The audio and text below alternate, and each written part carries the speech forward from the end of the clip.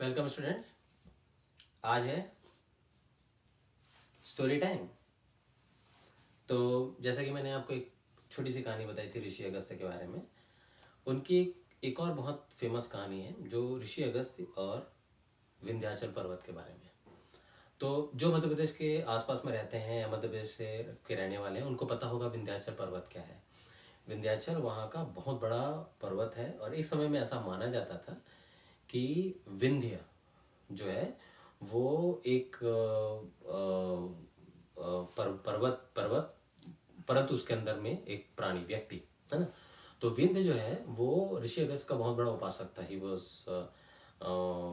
Was a devotee. तो वो ऋषि अगस्त को बहुत पूजता था। और एक बार क्या हुआ कि विंध्य जो है वो उसने बढ़ना चालू किया। ठीक है, बढ़ता गया बढ़ता गया बढ़ता गया और इतना विशाल, इतना भव्य और बड़ा वो होता गया, विशाल, कि लोग उससे डरने लगे। हिमालय से भी बड़ा वो होने लगा।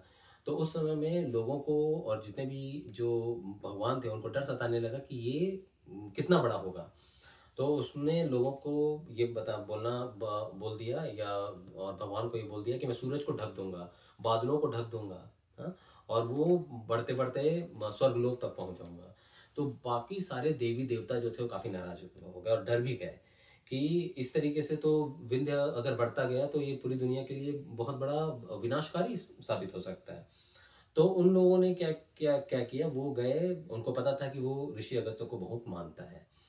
तो उन लोगों ने ऋषि अगस्त्य के पास में जाकर प्रार्थना की कि आप इसके बारे में कुछ कीजिए कि विंध्य जो है वो आपकी बात तो मानता है, तो हो सकता है कि वो आपकी बात को माने, लेकिन अगर इस तरीके से वो बढ़ता रहा तो प्रकृति में बहुत तरीके से इम्बैलेंस हो जाएगा, मतलब उनका जो संतुलन था वो बिगड़ जाएगा, है ना। सूरज अगर ढक गया, बारिश नहीं हो रही है और एक पहाड़ बढ़ते बढ़ते इतना बड़ा हो गया कि वो स्वर्गलोक तक पहुंच गया, तो लोगों में हाहाकार मच गया, है ना। उस समय जो भगवान थे और देवी देवता जो भी थे उनके उसमें हाहाकार मच गया। तो ऋषि अगस्त जो थे वो बोले कि ठीक है, मैं जाता हूँ और विंध्य से बात करता हूँ।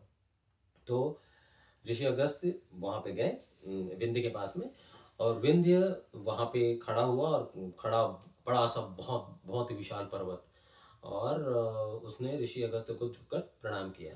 तो ऋषि अगस्त ने कहा कि तुम मुझे अगर रेस्पेक्ट करते हो, तुम मेरी अगर पूजा करते हो, तुम मुझे अगर पूजते हो, है ना, तो मैं थोड़ी देर में आता हूँ, तुम इसी तरीके से झुक के खड़े रहना, मैं अभी थोड़ी देर में आया।